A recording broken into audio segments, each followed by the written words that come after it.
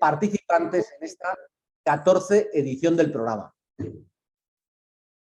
Gracias además también porque tenemos la esperanza, en otras ediciones así se cumple, de que sean o no finalmente escogidos en el programa, ya solo la postulación les permita fortalecer esa vocación de servidores públicos que nos comparten y que nos dicen que tienen. Somos unos convencidos de que la América Latina de los próximos años va a ser un referente global, y no porque seamos unos idealistas, que algo lo somos, sino porque lo que vemos cada edición nos da muchas esperanzas. Cada edición, no solo los finalmente seleccionados, sino todos los que participan en el programa, que envían sus postulaciones, tengan la certeza de que nos miramos el equipo de selección una por una las candidaturas que finalmente son enviadas y que cumplen los requisitos de la postulación. Y esa sola mirada nos genera mucha esperanza. Esperanza de que América Latina, el futuro de América Latina, está en unas manos extraordinarias, siempre y cuando sean realmente fieles a esa vocación de servidores públicos que dicen que tienen.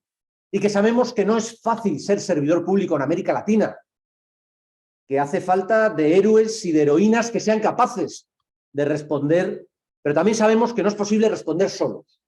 Por eso les animamos a que formen parte de redes, que se unan unos a otros, que encuentren motivos para unirse a causas y hacer causas comunes más allá de las ideologías.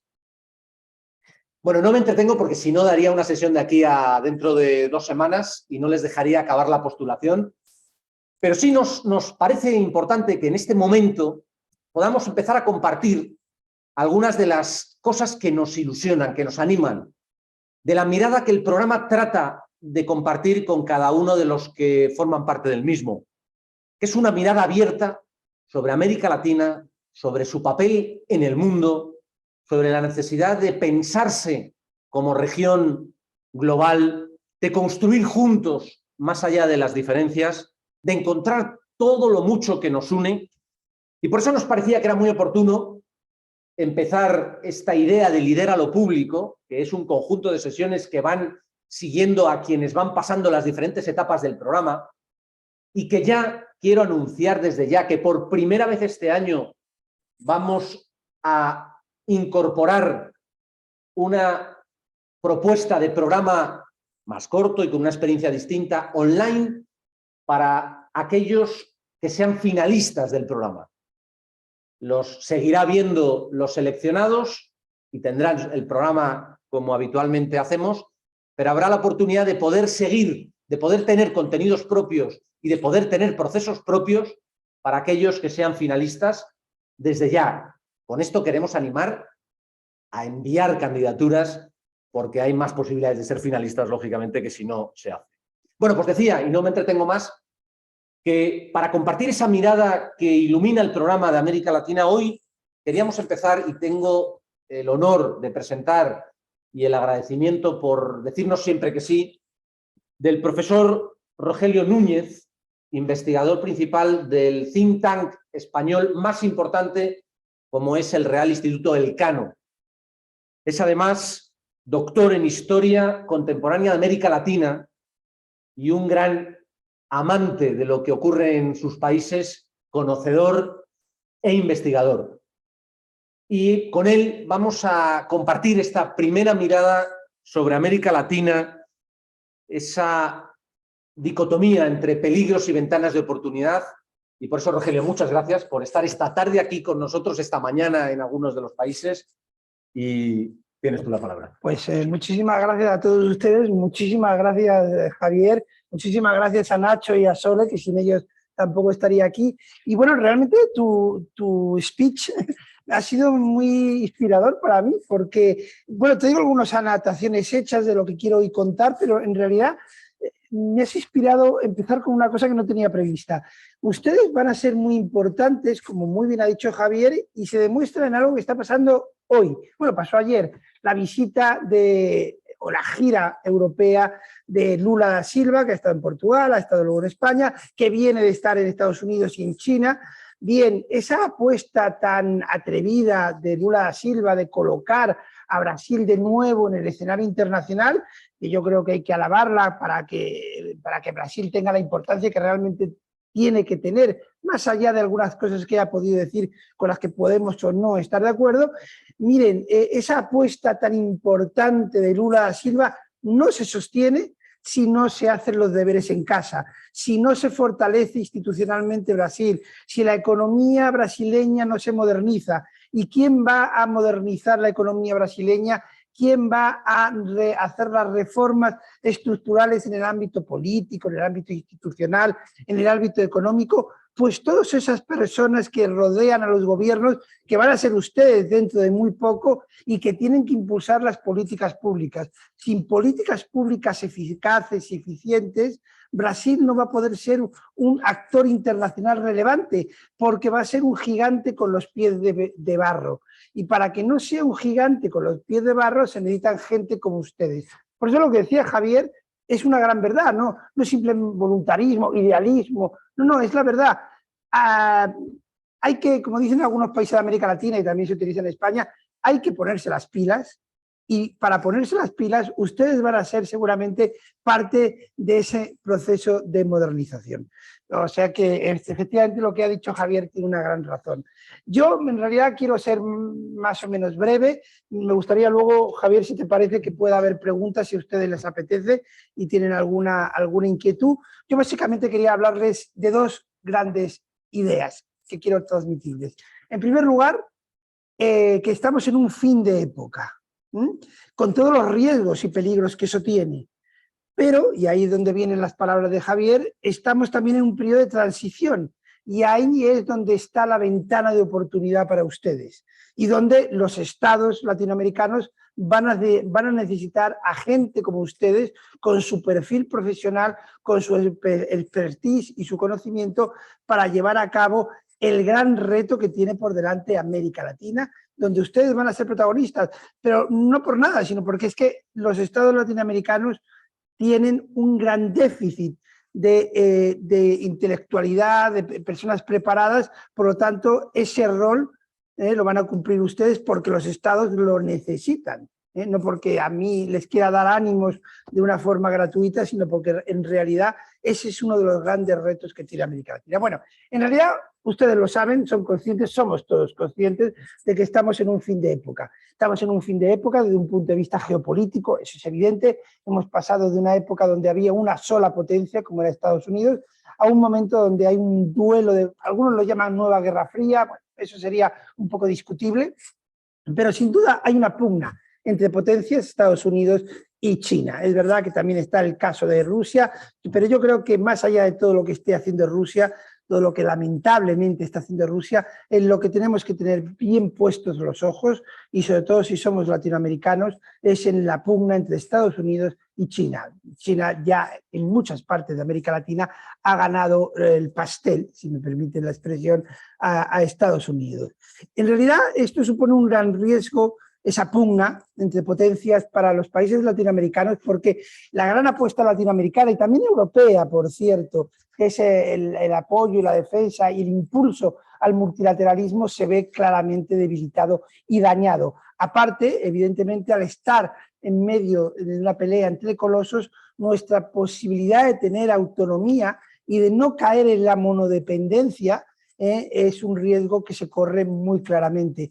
Acordémonos de la historia de América Latina. Es una historia de monodependencia, dependencia con respecto a España, dependencia luego con respecto a Inglaterra, dependencia con respecto a Estados Unidos, y ahora claramente se está dibujando en el espectro y dibujando en el horizonte una peligrosa dependencia, monodependencia con respecto a China. Con lo cual, evidentemente, desde un punto de vista geopolítico está cambiando, estamos en un fin de época muy claro. También lo estamos desde un punto de vista político. Miren, nuestras democracias están, como dice el profesor Alcántara, fatigadas. Fatigadas tras 40 años largos de muchas ineficiencias, de muchos fracasos, de también grandes éxitos y de haber conseguido resistir, que eso muchas veces se olvida. Las democracias latinoamericanas sobrevivieron a la crisis de los 80, sobrevivieron a la crisis de finales de los 90 y están sobreviviendo ya, con algunas excepciones, a la actual crisis. Es cierto, por lo tanto, que esas democracias ya con 40 años a sus espaldas, algunas, están pasando un momento de fatiga. Y yo diría algo más, también de cierto acoso, porque hasta ahora no había una alternativa clara a las democracias y sin embargo ahora estamos viendo cómo hay determinadas alternativas de un lado y de otro que se están imponiendo incluso en algunos países y que representan una alternativa autoritaria y liberal a nuestras democracias. Con lo cual, evidentemente, esto se une también a un problema estructural, que es a una crisis clarísima de representación. Los partidos políticos, que son la vía y el pilar necesario para el funcionamiento de la democracia, están en un momento de extrema debilidad y de incapacidad para articular y para canalizar las demandas ciudadanas. Y también tenemos un problema mayor, que creo que es el gran problema y donde ustedes van a ser claves. Ustedes, su expertise, su conocimiento, su inventiva, por cierto, y es que estamos en un momento de crisis de legitimidad de los estados. Los estados latinoamericanos están perdiendo gran parte de su legitimidad, por una razón que ustedes comprenden mejor que nadie, porque los estados latinoamericanos son ineficaces e ineficientes. No cumplen con el rol incluso mínimo que se le puede pedir a un estado, es decir, que haya seguridad ciudadana, que los sistemas públicos funcionen, la sanidad, la educación, etc.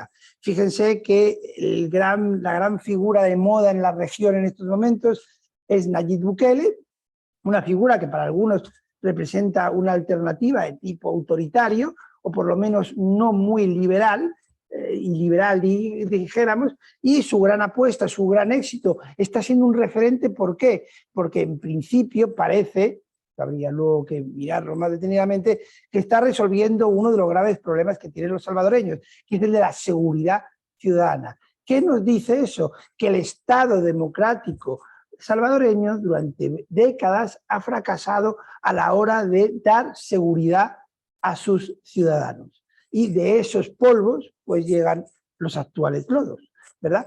Con lo cual, digamos que eso es un punto a tener muy en cuenta, la crisis de legitimidad de los estados democráticos y de los estados como administraciones públicas latinoamericanas.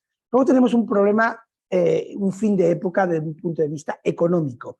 Estamos en la cuarta revolución industrial, esa cuarta revolución industrial basada fundamentalmente en las tecnologías, y América Latina, ante esa cuarta revolución industrial, se halla claramente situada en la periferia. No es por ahora centro de esa revolución industrial. Es verdad que tiene algunas ventanas de oportunidad que luego veremos, porque América Latina puede ser clave para el desarrollo de esa cuarta revolución industrial, pero a día de hoy, ni por innovación, ni por apuesta en infraestructuras tecnológicas, ni por apuesta en capital humano, América Latina está en el centro de la revolución, de esta cuarta revolución, sino más bien en su periferia. Aparte, miren, hace 10 años, si ustedes y yo hubiéramos estado charlando, habríamos hablado del latino optimismo. América Latina era la gran década de América Latina, todo brillaba y todo parecía ir viento en popa para América Latina, y sin embargo nos encontramos que en estos momentos América Latina está inmersa en una década perdida. Ayer leía el dato, coincidiendo con la visita de Lula a España, que el Producto Interno Bruto per cápita de Brasil de 2022 es el mismo que de 2011. Es decir, Brasil, desde un punto de vista de su Producto Interior Bruto per cápita, no ha avanzado nada en estos 11 años. De hecho, ya la CEPAL y el Fondo Monetario Internacional hablan de una segunda década perdida en la historia económica de América Latina. Por lo tanto, evidentemente, desde un punto de vista económico, los retos y el momento de fin de época es muy evidente. América Latina se halla, y aquí de nuevo ustedes son y van a ser muy importantes en lo que se conoce como la trampa de los países de ingreso medio. Para que los países de ingreso medio salgan de esa trampa, es decir, pasen de ser de ingreso medio a ingreso alto, se necesitan reformas muy estructurales y muy atrevidas y muy ambiciosas. Y esas reformas estructurales ambiciosas las van a tener que acometer ustedes, porque si no se acometen, América Latina seguirá en este panorama que acabo de señalar. Con lo cual, igual que se decía que en los 90 que América Latina hizo los deberes y se modernizó, le vuelve a tocar a América Latina hacer los deberes, principalmente porque no ha hecho los deberes en los últimos 10 años. Y ustedes saben, que son estudiantes, que uno no puede vivir del pasado, tiene que estar constantemente modernizándose, adquiriendo nuevos conocimientos y haciendo los deberes, porque si no se acumula un retraso que es el que precisamente América Latina tiene en estos momentos. Y por último, dentro de este panorama de fin de época, algo con lo que charlaba ahora con Javier antes de iniciar esta sesión, vivimos un cambio también, un final de época de lo que se podría llamar la cultura política. Hemos pasado de una época de consensos generalizados, con los típicos pugnas políticas que hay en todo país, por supuesto, las polémicas, pero básicamente había un consenso generalizado en la cultura política de las diferentes naciones. Hemos pasado esa cultura política del consenso a una cultura política de la fragmentación y, sobre todo, como comentábamos Javier y yo hace un minuto, de la polarización, de la extrema polarización, y de algo que me enseñó mi hija el otro día, porque mi hija tenía una relación un poco complicada con su pareja, y me dijo, es que mi relación es tóxica, era tóxica. Y yo de pronto pensé, bueno, es que lo que realmente tenemos en América Latina es una polarización tóxica, porque la polarización en cierto modo es hasta positiva en algunos momentos, anima a participar en política, anima a ir a las urnas, pero cuando esa polarización se alarga en el tiempo, se convierte en una polarización tóxica que en realidad gangrena la institucionalidad democrática. Pues bien, eso es lo que está pasando en América Latina, bueno, no solo en América Latina, pero ahora estamos hablando de América Latina. Vivimos en una etapa claramente marcada por la polarización tóxica. Bueno, hasta ahora he sido un poco pesimista, incluso se caen las cosas aquí, lo cual demuestra que efectivamente... pero, ¿por qué ustedes van a ser importantes? Porque les he dicho que vivimos un fin de época, pero también vivimos un momento de transición. Una transición que no sabemos hacia dónde va a ir. Entre otras cosas, va a depender de ustedes, de las oportunidades que les den a ustedes, eso también hay que tenerlo en cuenta, pero podemos ir hacia un lado o hacia otro. La verdad es que desde un punto de vista, por responder a todos esos retos que hasta ahora he ido diseñando, desde un punto de vista político-institucional, su primera gran tarea va a ser claramente reconfigurar el pacto social. El pacto social que nos sirvió para hacer las transiciones, fíjense, transiciones hacia la democracia. La reforma de ese pacto social tiene que servir para llevar a cabo esta transición de la que ustedes van a ser claramente protagonistas. Ese nuevo pacto social que, bueno, nos llevaría mucho tiempo definirlo, pero yo quiero hacer hincapié fundamentalmente en dos cosas. Primero, la necesidad de articular una nueva narrativa democrática. Es decir, la democracia está siendo desafiada. Les he dicho antes a ustedes que hay alternativas, fundamentalmente de tipo demagógico, populista y liberal, que están teniendo éxito, y ya les anuncio que van a seguir teniendo éxito. Bueno, esas alternativas hay que intentar construir una nueva narrativa democrática capaz de ser atractiva para las nuevas generaciones, sobre todo, ¿verdad? Y que tenga la capacidad de articular un discurso que pueda estar a la altura y debatir y mostrar las deficiencias de estas nuevas alternativas no democráticas. En eso creo que ustedes van a ser claves porque son gente joven, son gente que maneja las nuevas redes sociales, las nuevas formas de comunicación, y también hay que jugar con eso. Si algo nos demuestra, por ejemplo, Nayib Bukele, es que él ha sido muy hábil a la hora de utilizar las nuevas redes sociales para entrar en contacto con la población, canalizar las demandas de la población y ser atractivo para la población. Bueno, los que quizá podamos estar en el otro lado, en el lado más democrático, más de las tradiciones liberales, hay que utilizar las armas que claramente están utilizando los que quizá no creen tanto en esa institucionalidad democrática, y hay que utilizar sus armas fundamentalmente de capacidad de comunicación, de capacidad de innovación, de capacidad de cambiar y transformar el discurso para resultar fundamentalmente atractivo. Pero con eso no va a valer, con eso solo no vale, porque también, y estoy tomando un poco el ejemplo de Nayib Bukele porque me parece muy interesante, ahora además que tan de moda está, Nayib Bukele ha tenido la capacidad de cambiar el discurso, de construir una narrativa muy atractiva, pero ha hecho otra cosa, y es ahí donde ustedes van a ser muy importantes.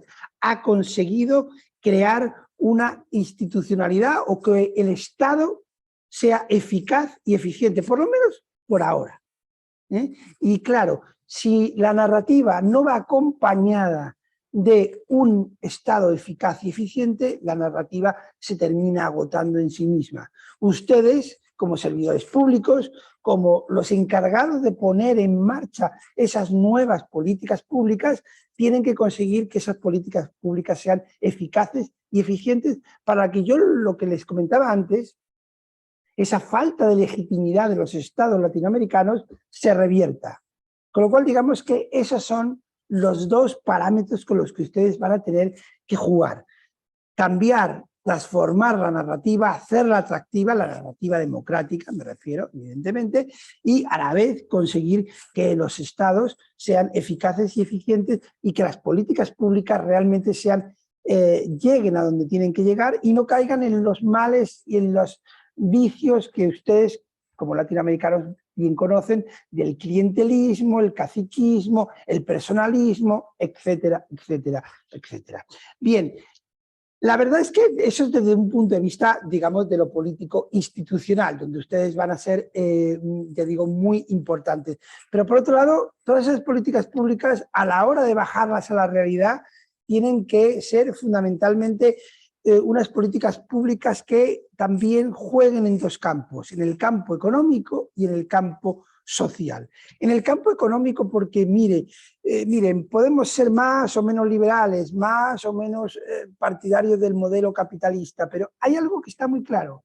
Si la economía no funciona, si la economía no crece, no hay nada que repartir, no hay nada con lo cual apoyarse. Y evidentemente la legitimidad de los estados e incluso de las élites políticas y económicas termina fracturándose y fracasando. La gran apuesta, el gran desafío de América Latina actualmente es volver a crecer económicamente a unas tasas lo suficientemente altas como para que ese crecimiento tenga un derrame social y también tenga un fortalecimiento de las propias economías nacionales. Crecer al 1%, como va a crecer Brasil este año, no le sirve para nada a Brasil. Es absolutamente insuficiente desde un punto de vista económico y desde un punto de vista social. De hecho, uno de los grandes retos que tiene Brasil en estos momentos es precisamente una serie de reformas estructurales que ya están empezando a ponerse en marcha, sobre todo el ministro de Economía, Haddad, una reforma fiscal para hacer mucho más homogéneo y para hacer mucho más flexible el sistema fiscal brasileño. Bueno, sin esas reformas estructurales que permiten, por un lado, dar seguridad jurídica y por lo tanto atraer capitales extranjeros, y por otro lado, poner en marcha todos los resortes de la economía para crecer a unos niveles mucho más altos, sin eso no podremos hablar de la segunda parte.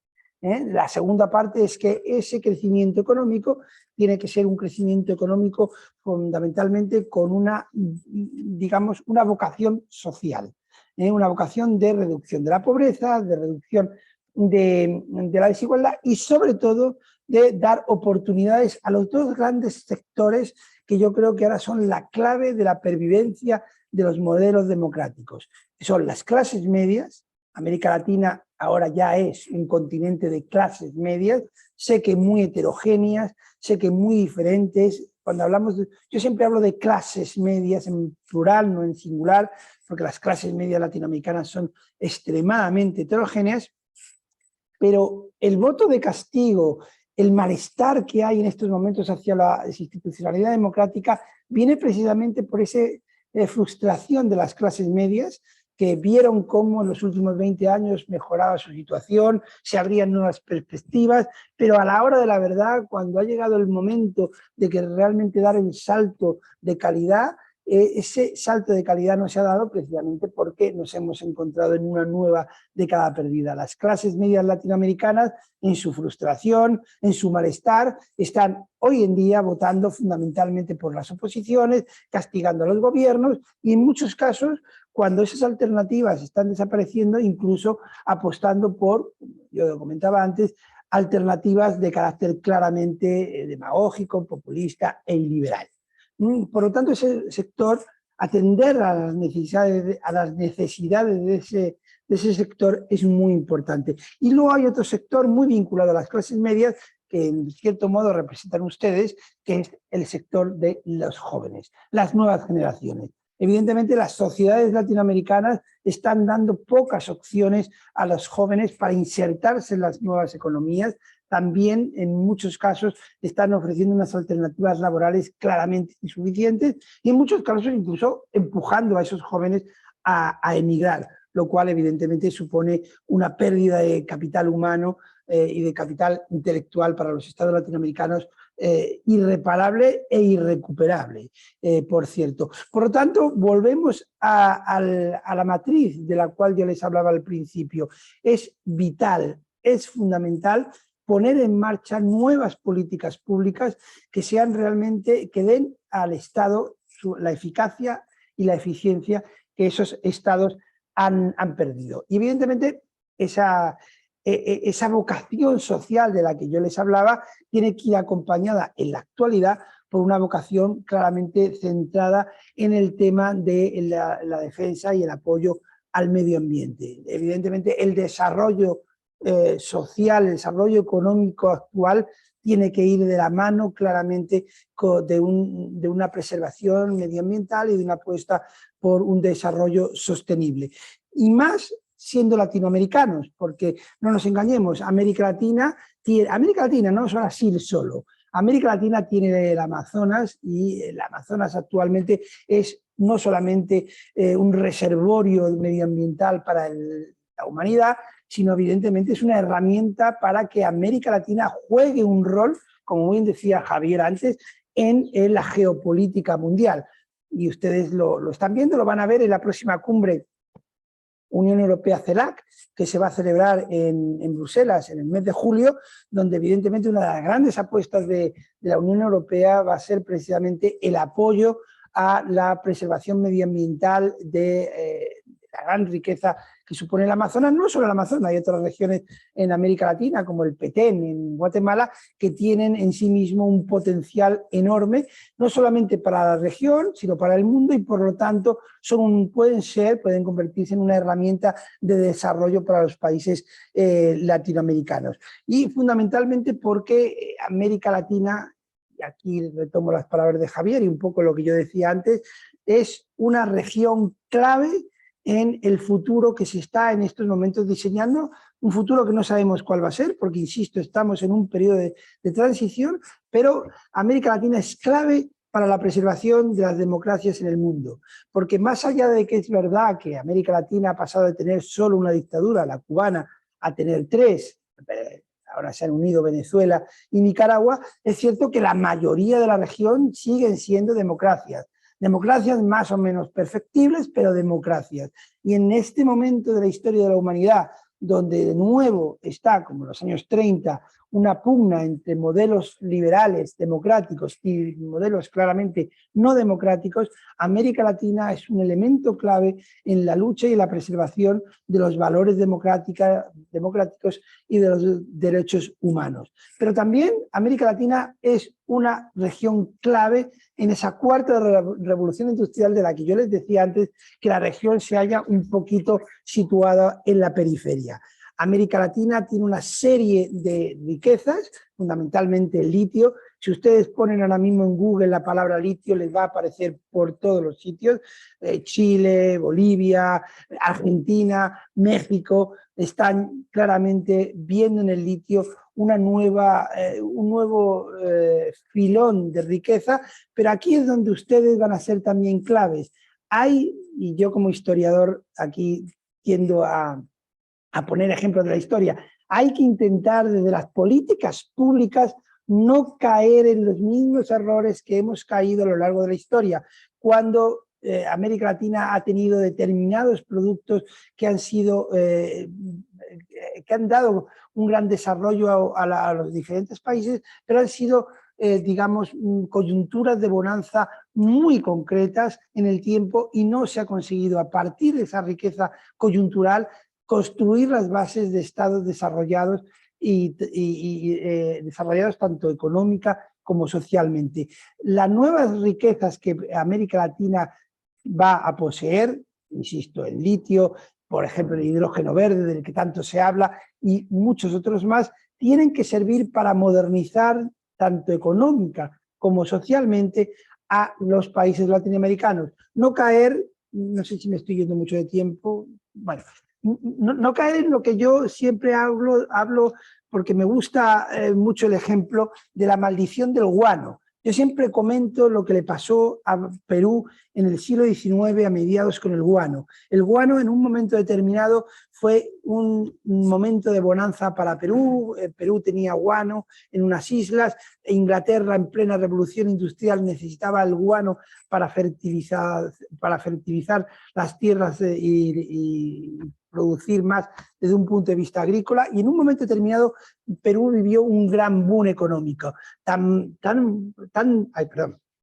Tanto fue así que el país se endeudó porque evidentemente esa bonanza iba a durar para toda la vida. Bueno, evidentemente no duró para toda la vida porque de pronto aparecieron los fertilizantes sintéticos y químicos y por lo tanto esa enorme riqueza que había tenido Perú de pronto desapareció. Lo que no desaparecieron fueron las deudas, que tuvo que seguirlas pagando durante mucho tiempo cuando ya no existía el guano. Bueno, pues eso que ocurrió con el guano luego ha ocurrido con el banano, ha ocurrido con el petróleo, que se lo digan a Venezuela, ¿verdad? Entonces, cuando América Latina está a punto de vivir, sin duda, otro momento de bonanza y de gran crecimiento económico gracias al litio, al hidrógeno verde, a su apuesta medioambiental del Amazonas, etcétera, bien, más que nunca son ustedes necesarios para hacer las políticas públicas que eviten la maldición del guano, que yo les he comentado.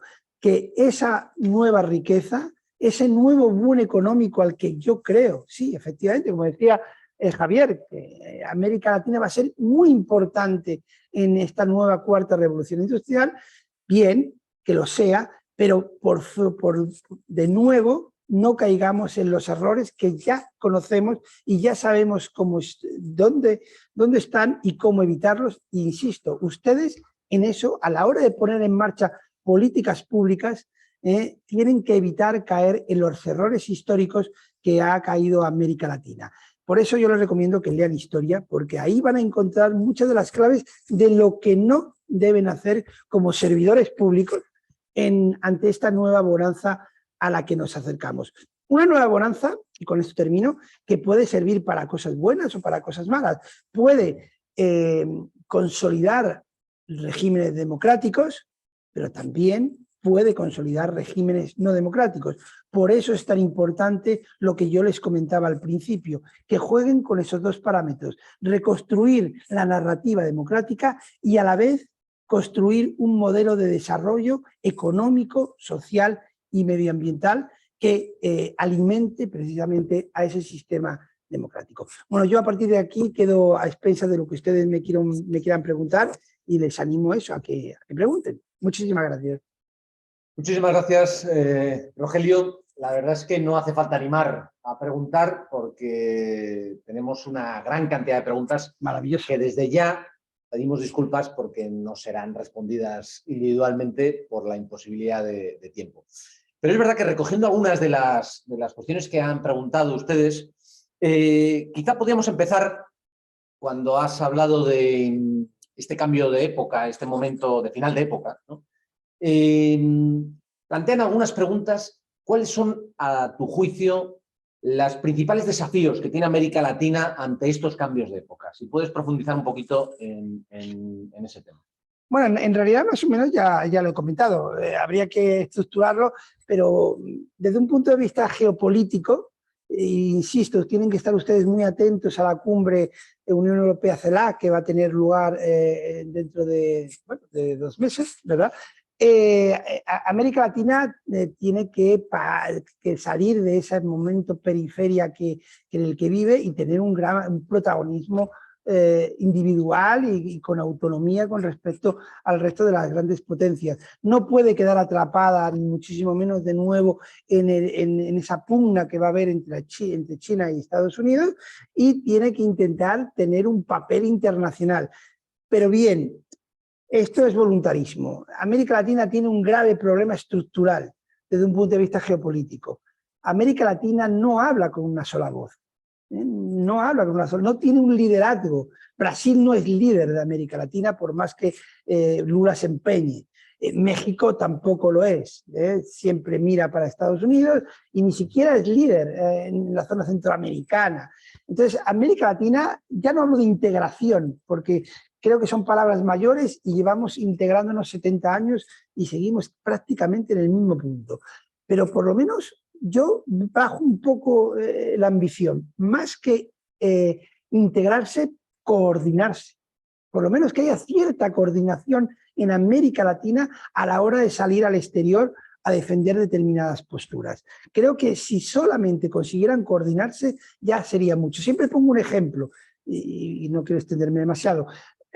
América Latina tiene 3 países en el G20 que están muy bien, por cierto, México, Brasil y Argentina. Nunca han hecho una cumbre previa para ponerse de acuerdo y presentar un documento o una iniciativa conjunta de América Latina o de estos 3 países latinoamericanos. Falta una enorme coordinación, ya no digo integración, en los países latinoamericanos. Políticamente hablando, lo que les he comentado, el tema de la democracia, hay que recrear, reconstruir y fortalecer la institucionalidad democrática y la narrativa democrática para hacerla atractiva. Económicamente ya lo he comentado, evidentemente América Latina tiene que modernizar sus estructuras económicas. América Latina lleva 10 años, no ya en década perdida, sino en ausencia de reformas. Hay lo que yo califico de parálisis reformista. No se han hecho reformas estructurales en 10 años. Por eso ustedes van a ser tan importantes, porque hay que ponerlas en marcha ya. No se puede seguir esperando más tiempo. Hay que poner en marcha esas reformas estructurales consensuadas, conseguir consensos de Estado.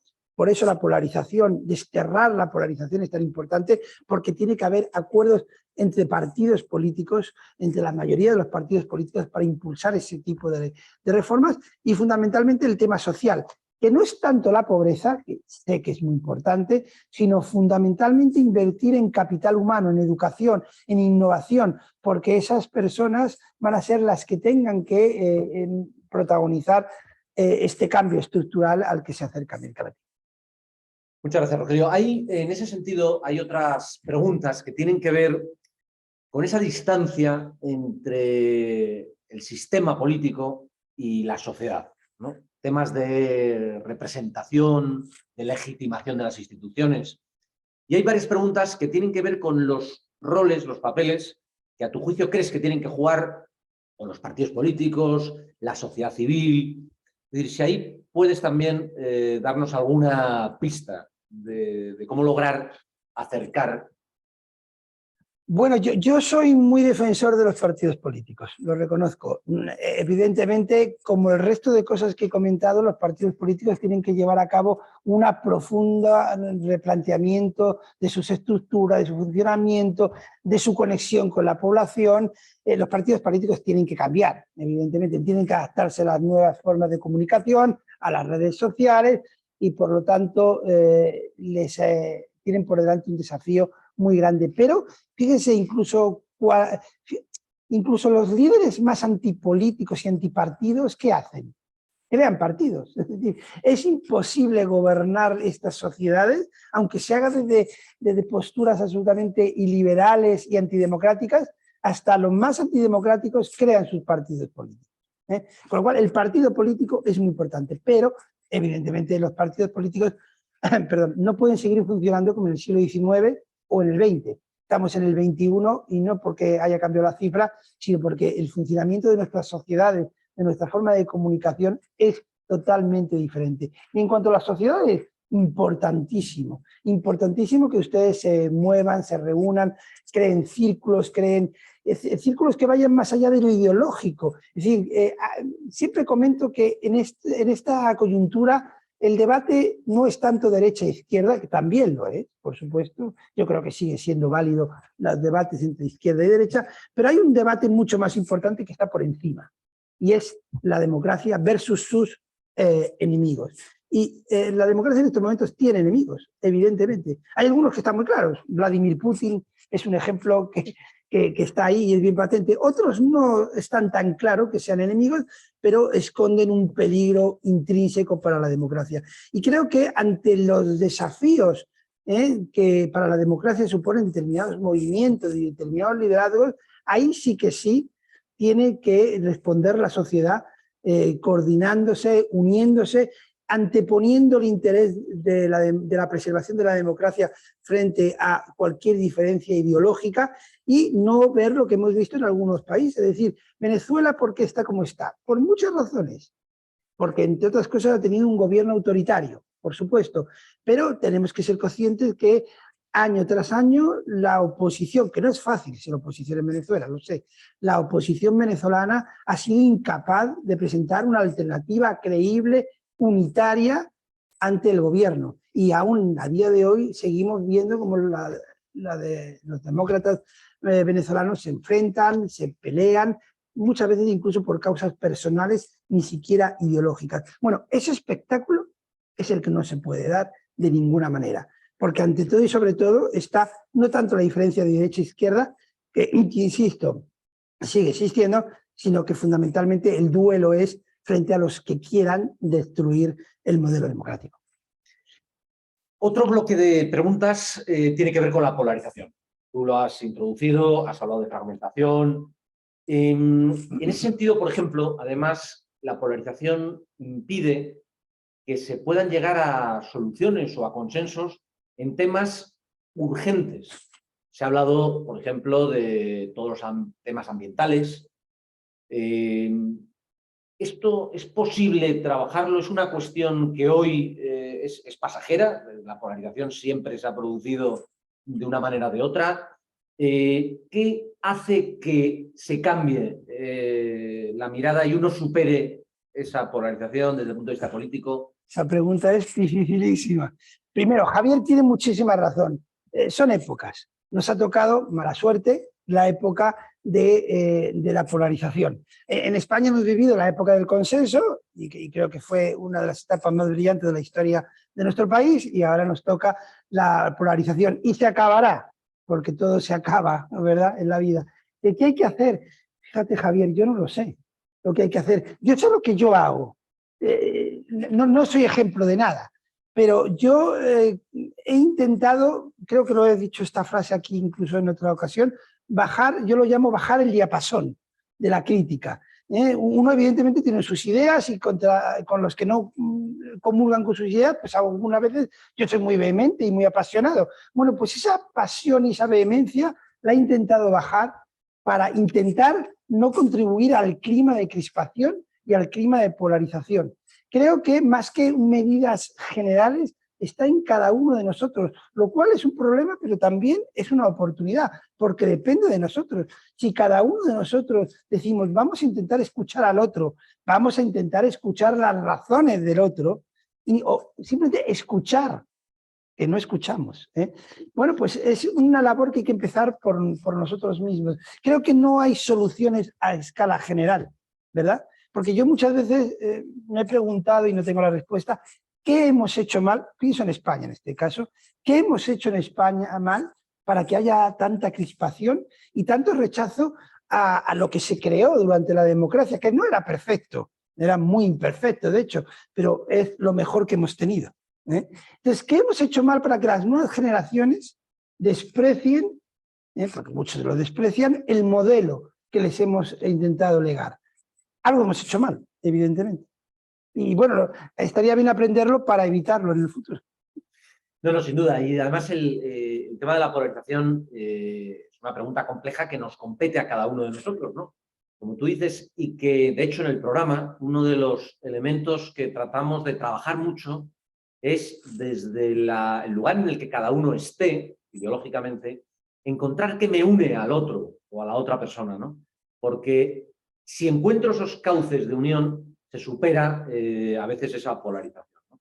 Y luego porque hay un bien más grande que el de propia posición que puede beneficiar a muchos si se llega a los consensos. De hecho, la experiencia política es que cuando hay consensos se construye bienestar para un país. Cuando no los hay, el bienestar a veces solo se da para una parte del país. Y hay un último bloque, porque no queremos, ya aprenderán ustedes, los que vayan pasando fases, que una de nuestras obsesiones es el respeto, respeto hasta el último detalle, ¿no?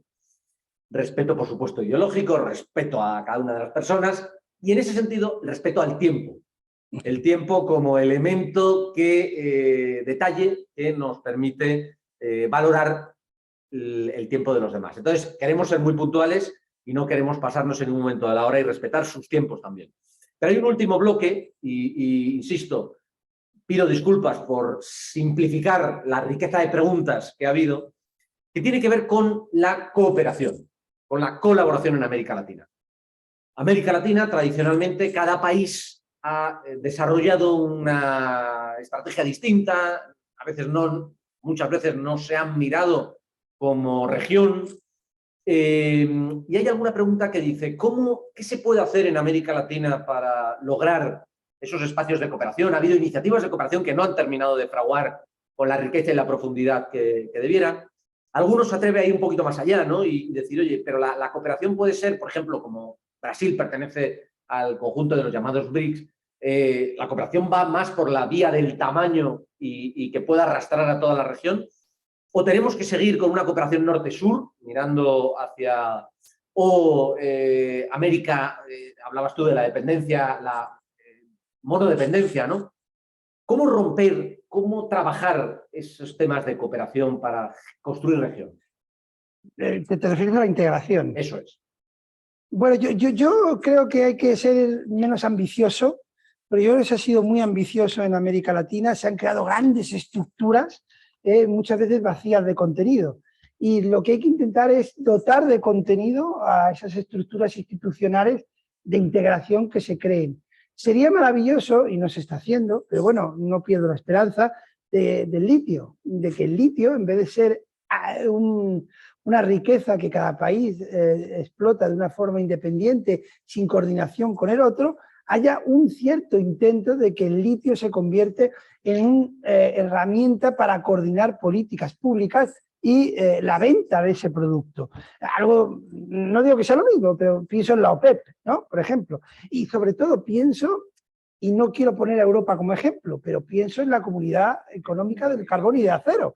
El carbón se empezó por ahí, empezó por algo muy pragmático y muy importante, carbón y acero. Bueno, pues ahora mismo América Latina tiene el litio, que es muy importante para América Latina y para el mundo. Bueno, pues si por ahí se podría empezar a coordinar políticas públicas, políticas entre países, y a partir de ahí, en efecto derrame, que los que son expertos en temas de integración saben más que yo, podría alcanzarse más cuotas de integración. Pero resumiendo, creo que hay que ir como diría Ortega Set, con respecto a los argentinos a las cosas. Bueno, pues latinoamericanos a las cosas concretas. Y a partir de lo concreto quizá ya podamos soñar, permítanme la expresión, en sueños bolivarianos. Bolivarianos de Simón Bolívar, no de... Bueno, muchísimas gracias, Rogelio. Yo creo que han surgido algunos temas que me parece que nos hacen pensar a todos y reflexionar, ¿no? Yo quiero agradecer a Rogelio porque ha empezado con una mirada, a lo mejor nos parecía pesimista de la realidad, pero creo que es clave el aprendizaje de esa mirada, que es una mirada realista. Si no conocemos la realidad, es imposible plantear el modo de transformarlo. No somos capaces de definir los desafíos y, por tanto, no somos capaces de dimensionar las soluciones. Por lo tanto, primera que queremos agradecerte es la mirada sobre la realidad que sea realista. Pero en segundo lugar, creo que hay una llamada al papel que cada uno tenemos que jugar. A veces creemos que no tenemos un papel, que el papel siempre lo tienen otros, normalmente más poderosos y con más capacidad que nosotros. Pero las revoluciones siempre comienzan en lo pequeño, las revoluciones constructivas empiezan siempre en lo pequeño, empiezan siempre con una relación, trabajando con otros. No hay nadie que ha hecho una revolución solo. Y hoy América Latina necesita de esas pequeñas revoluciones que en el programa llamamos movimientos. Queremos que América Latina sea un referente global de un movimiento por lo público.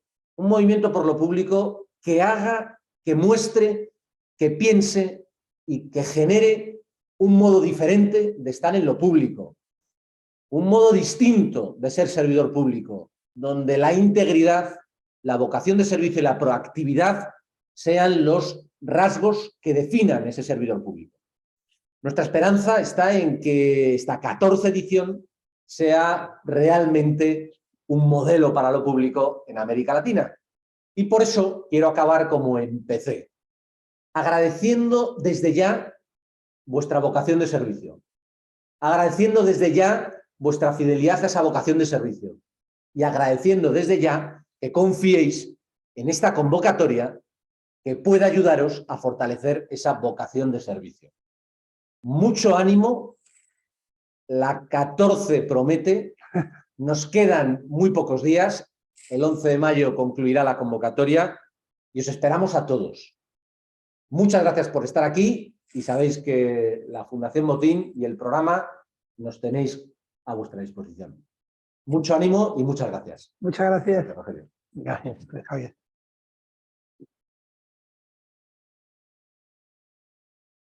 Hasta luego.